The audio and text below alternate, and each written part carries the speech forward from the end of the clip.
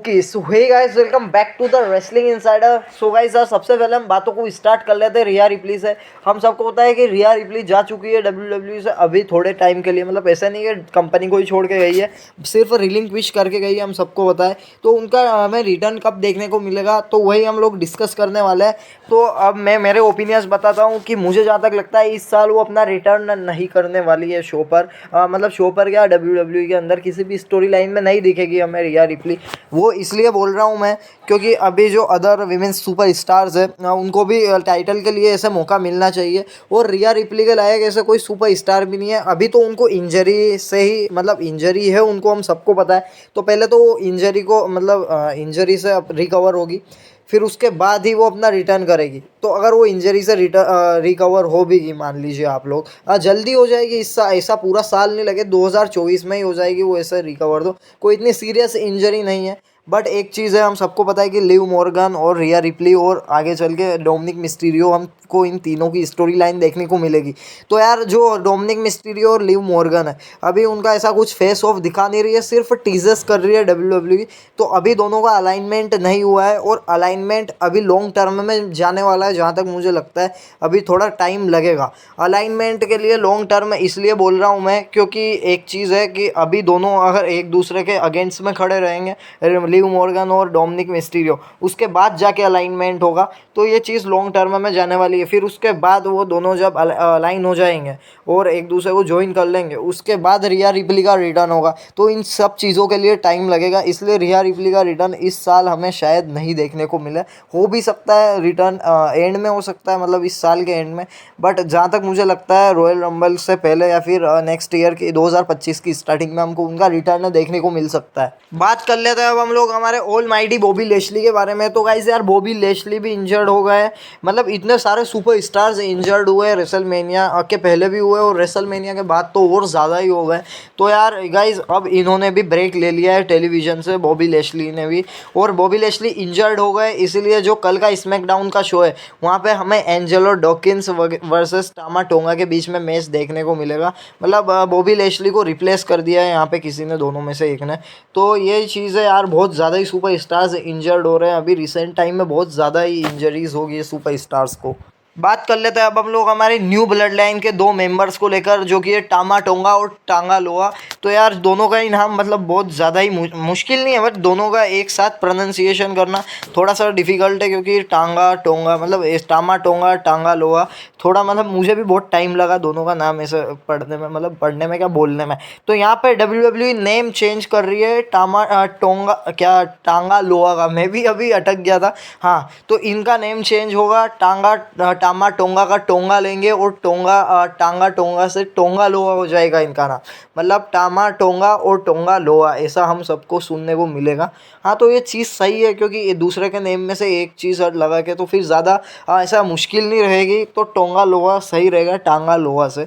हाँ, यही अपडेट थी और तो कुछ खास नहीं है इधर। आगे बढ़ते हैं गाइस, और अब हम लोग बात कर लेते हैं जैकोब फाटू को लेकर। तो यार जैकोब फाटू हमको दिखने वाले थे बैकलैश में, सॉरी समर स्लैम नहीं, बैकलैश में दिखने वाले थे, बट वो आए क्यों नहीं? तो इसके कुछ ऐसे वो क्यों नहीं आए, उसका रीज़न निकल के आया है सामने। क्योंकि उनका क्रिमिनल रिकॉर्ड ऐसा मतलब थोड़ा क्रिमिनल रिकॉर्ड इस टाइप का है कि वो आ नहीं सकते हैं। जैकोब फाटू कहीं भी ट्रैवल करने में उनको मुश्किल हो रही है, इसी वजह से हमें उनका जो रिटर्न डेब्यू है डब्ल्यूडब्ल्यूई के अंदर वो थोड़ा डिले होता हुआ दिख रहा है।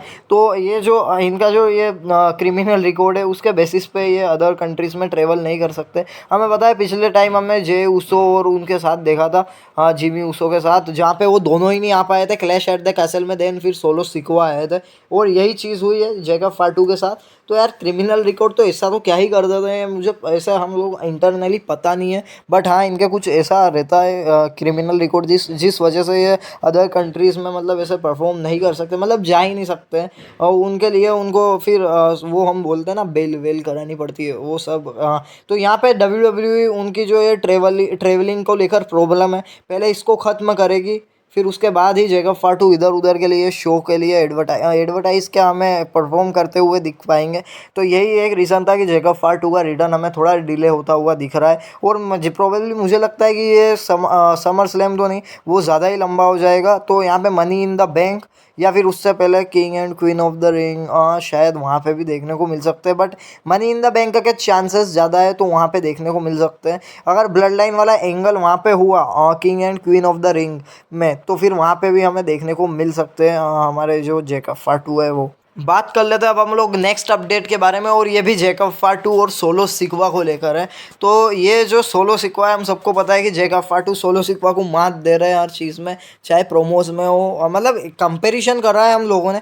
प्रोमोज वगैरह कुछ खास क्या, मतलब बिल्कुल ख़त्म है सोलो सिकवा के प्रोमोज, और फिर उसके बाद रेसलिंग स्टाइल भी ख़त्म है। मतलब इतना ज़्यादा अच्छा रेसल नहीं करते सोलो सिकवा, सिर्फ फेशियल एक्सप्रेशन में भी सिर्फ घूरते हैं, मैंने आपको कल ही बताया था। तो यहाँ पे उन बेसिस पे तो जेकब फाटू कहीं ज़्यादा आगे सोलो सिकवा से।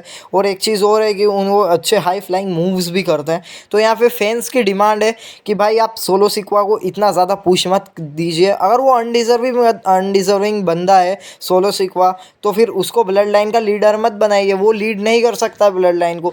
फिर जेकब फाटू को लीड करना चाहिए ब्लड लाइन को, और सोलो सिकवा को एक मेंबर रहना चाहिए जेकब फाटू की ब्लड लाइन का। तो कहीं ना कहीं ये चीज़ सही है। जब जेकब फाटू ज़्यादा टैलेंटेड है तो फिर उनको मौका मिलना चाहिए बजाय सोलो सिकवा के। बिल्कुल सही है ये बात, जहाँ तक मुझे लगता है। बट एक चीज़ अभी हम देखते हैं, हमारी जो स्टोरी लाइन है उसके पर्सपेक्टिव से देखें अगर, तो यार जेकब फाटू नया बंदा है, और रोमन रेंस के साथ उसका कोई स्टेटस है नहीं इतना, मतलब रेसलिंग वगैरह में, तो रेसलिंग क्या स्टोरी लाइन में, तो वो बंदा डायरेक्टली रोमन रेंस के अगेंस्ट में जाके खड़ा नहीं हो सकता है भाई। और ये हम बात करते हैं सोलो सिकवा की, तो सोलो सिकवा को लगभग 2 साल हो जाएंगे अभी क्लैश 2 या 3 महीने में मेन रोस्टर पे आए हुए। तो और एक तो डोमिनेंस, मतलब पहले से डोमिनेंट सुपर स्टार दिखा रहे थे सोलो सिकवा को, तो अभी कैरेक्टर ख़त्म कर दिया है।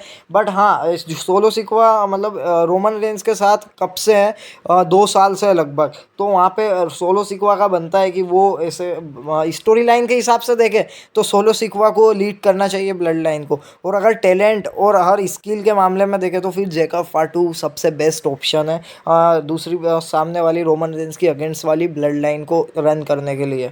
बात कर लेते हैं अब हम लोग हमारी नेक्स्ट अपडेट के बारे में, जो कि सर्वाइवर सीरीज़ को सऊदी अरेबिया ले जाने से। तो गाइस यार यहाँ पे जो मैंने कल ही आपको बताया था, कल नहीं सॉरी आज सुबह अपलोड करी है वीडियो, क्योंकि कल ही मैंने एडिटिंग तो कर ली थी, थंबनेल भी बना लिया था, सब चीज़ रेडी थी, बट चीज़ें ऐसी सेटल नहीं हो पाई, उस वजह से मैं कल वीडियो अपलोड नहीं कर पाया, तो उसके लिए सॉरी। बट अगर आपने वो वीडियो नहीं देखी हो तो आप लोग जाके देख सकते हो हमारे चैनल के सेक्शन पे, हाँ वीडियो वाले सेक्शन में। तो हम लोग बात करते हैं सर्वाइवर सीरीज़ की। तो कल मैंने सुबह वाली वीडियो में बताया था कि ये जो हमारे रेसलमेनिया है उसको सऊदी अरेबिया ले जाने के लिए ऐसे कंसर्न कर रहे हैं सऊदी अरेबिया के जो हमारे शेख साहब है, वो कि बोल रहे हैं डब्ल्यूडब्ल्यूई से कि हमको रॉयल रंबल और ये रेसलमेनिया जैसे इवेंट्स चाहिए। सऊदी वाले डिमांड कर रहे हैं कि ये ऐसे इवेंट्स भी हमको सऊदी अरेबिया में चाहिए, और वहाँ पे आप लोग करवाइए ये इवेंट्स।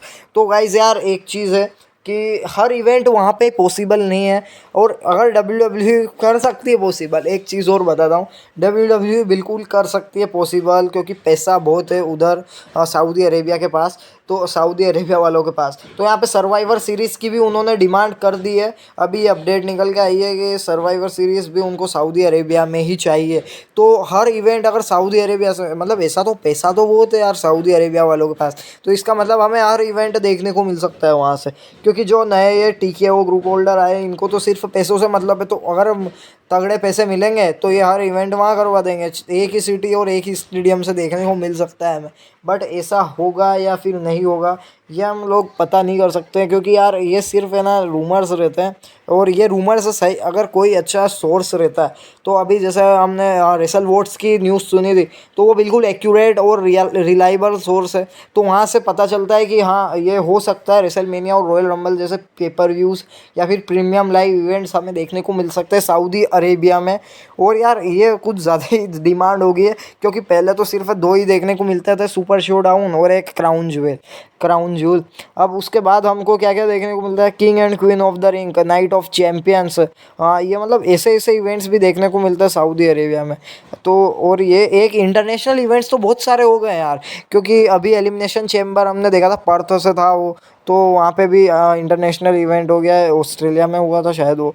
हाँ तो यार इंटरनेशनल इवेंट्स बहुत ज़्यादा ही हो रहे हैं अब की बार डब्ल्यू में। या तो पहले ऐसा नहीं था 2017, 18, 19 के टाइम पे वहाँ पे सिर्फ ज़्यादातर शोज़ अमेरिका में ही होते थे। एक या दो शोज़, एक शो होता था सऊदी अरेबिया में और एक होता था उधर इधर उधर कहीं की दूसरी कंट्रीज़ में। बट अब यार कुछ ज़्यादा ही हो गया है। तो सऊदी वालों की ऐसी डिमांड है कि सर्वाइवर सीरीज़ भी उनको अपने ही कंट्री में चाहिए। तो अब आगे देखते हैं मिलता है या नहीं उनको। बात कर लेते हैं अब हम लोग हमारी नेक्स्ट एंड फाइनल अपडेट के बारे में, जो कि जॉन मॉक्सली यानी हमारे प्यारे डीन एम्ब्रोस को लेकर है। यो तो यार अभी मैंने रिसेंट टाइम में आपको बताया था कि डीन एम्ब्रोस की ऐसी वीडियो अपलोड करी है डब्ल्यू ने अपने यूट्यूब चैनल पे, जहाँ पे वो एक प्रॉपर पूरा ही एक फुल मैच डिलीवर करके दिया था उन्होंने। मतलब रोमन रेंस और डीन एम्ब्रोस का मैच था वो, तो उनको उसको वापस से उस वीडियो को रीअपलोड तो नहीं, अपलोड किया है। तो यहाँ पे डीन एम्ब्रोस इतने सालों बाद दिखे थे, तो मैंने आपके साथ वो न्यूज़ शेयर कर दी थी। तो यहाँ पे बहुत सारे लोगों ने, मतलब ऑब्वियसली यार 100 मिलियन सब्सक्राइबर्स हैं तो बहुत सारे लोगों ने ही देखी होगी। तो फैंस यहाँ से स्पेकुलेशंस कर रहे हैं कि जो चीज़ें हैं वो डीन एम्ब्रोस और डब्ल्यू के बीच में सेटल हो रही है, क्या हमको उनका रिटर्न देखने को मिल सकता है डब्ल्यू के अंदर।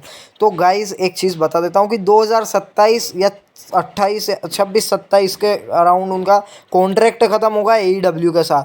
तो अगर रिलीज़ नहीं करते हैं या फिर फायर्ड नहीं होता है, जब तक अगर चीज़ें ख़राब नहीं होती है AEW और जॉन मॉक्सली के बीच में, तब तक हमें हम जॉन मॉक्सली या डीन एम्ब्रोस हमें डब्ल्यू के अंदर नहीं देखने को मिलेंगे, क्योंकि उनका कॉन्ट्रैक्ट ही इतना लंबा है। उन्होंने अभी रिसाइन करा है रिसेंट टाइम में, या एक या 1.5 साल हुआ होगा उस चीज़ को। तो गाइज़ यार जब तक उनका कॉन्ट्रैक्ट एंड नहीं होता है और उनकी चीज़ें ख़राब नहीं होती है AEW के साथ, तब तक हमको देखने को नहीं मिलने वाले हैं जॉन मॉक्सली। ये चीज़ तो आप नोट करके रख लो। हाँ फ्यूचर में तो बिल्कुल 100% आने वाले हैं वो, क्योंकि यार CM पंक जैसा बंदा जो कि एकदम लाइव शो पर मतलब इतना खतरनाक प्रोमो कट करता है, वो भी विंस मैकमैन के अगेंस्ट में। खैर अभी विंस मैकमैन नहीं है, बट फिर भी वो वापस से डब्ल्यू के अंदर देखने को मिलता है, मतलब हमको मिल सकता है, क्या मिल ही गए ओब्वियसली। तो यहाँ पे वो जब आ सकते हैं CM पंक, तो फिर डीन एम्ब्रोस तो ऑब्वियसली आएंगे ही। बट अभी 2027 तक अगर उनका कॉन्ट्रैक्ट से पहले अगर चीज़ें ख़राब नहीं होती उनकी AEW के साथ, तो फिर तो 2 या 3 साल वेट करना ही पड़ेगा। खैर ये वीडियो यहीं तक की थी। वीडियो पसंद आया हो तो वीडियो को लाइक कीजिए, नहीं पसंद आया हो तो डिसलाइक भी कर सकते हो आप लोग। खैर यार आप वीडियो को लाइक करिए यार, एक भी नहीं, मतलब मैं कभी कभार सोचता हूँ इतना ख़राब कंटेंट तो नहीं है जितना आप लोग इसे बना रहे हो, क्योंकि बहुत कम बंदे यार लाइक करते हैं वीडियो को, और चैनल को तो सब्सक्राइब करते ही नहीं हो आप लोग यार। लाइक तो ठीक है बट सब्सक्राइब भी नहीं करते हो। तो गाइज़ यार चैनल को सब्सक्राइब करके रखिए अगर आप रेसलिंग फ़ैन हो तो। मैं मिलता हूँ आपको इसकी नेक्स्ट वीडियो में, तब तक के लिए गुड बाय।